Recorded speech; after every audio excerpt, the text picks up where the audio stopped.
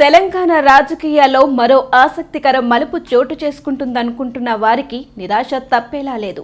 BRS నుంచి suspend అయిన MLC కవిత భవిష్యత్తు ఎటు దారి తీస్తుందన్నది ఇప్పుడు పెద్ద చర్చగా మారింది. కొత్త పార్టీ ప్రకటనపై ఆమె ఇంకా వేచి చూసే ధోరణిలోనే ఉన్నారు. తెలంగాణ జాగృతి కార్యాలయంలో మీడియాతో మాట్లాడిన కవిత కొత్త పార్టీ విషయంలో ఇంకా నిర్ణయం తీసుకోలేదు. కాంగ్రెస్ పార్టీలో చేరాలన్న ఆలోచన లేదు. వారిని నేను సంప్రదించలేదు, వారు కూడా నన్ను సంప్రదించలేదు అని స్పష్టం చేశారు. కేసీఆర్ స్వగ్రామం చింతమడకలో బతుకమ్మ ఉత్సవాలకు హాజరవుతున్నారని, అందులో రాజకీయం లేదు.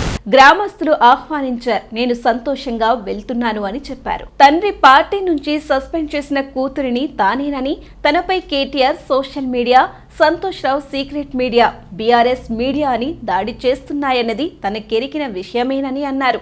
ఏదైనా వస్తే నేను ఎదుర్కొంటాను అని కవిత స్పష్టంగా చెప్పారు. కొత్త రాజకీయ పార్టీ అంశంపై కవిత ఆసక్తికర వ్యాఖ్యలు చేశారు. ప్రజాస్వామ్యంలో ఎన్ని పార్టీలు వచ్చినా మంచిదే, ఎవరూ స్పేస్ ఇవ్వరు, తొక్కుకుంటూ వెళ్లాల్సిందే అన్నారు. అయితే నేను పార్టీ పెడితే బీఆర్ఎస్ కు తీవ్ర నష్టం జరుగుతుంది అనే సంకేతాలను ఇచ్చారు. తనతో టచ్లో ఉన్న బీఆర్ఎస్ నేతలు ఎక్కువ మంది ఉన్నారని వెల్లడించారు.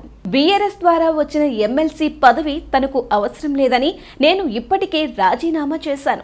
స్పీకర్ ఫార్మేట్లో నిబంధనల ప్రకారం సమర్పించాను.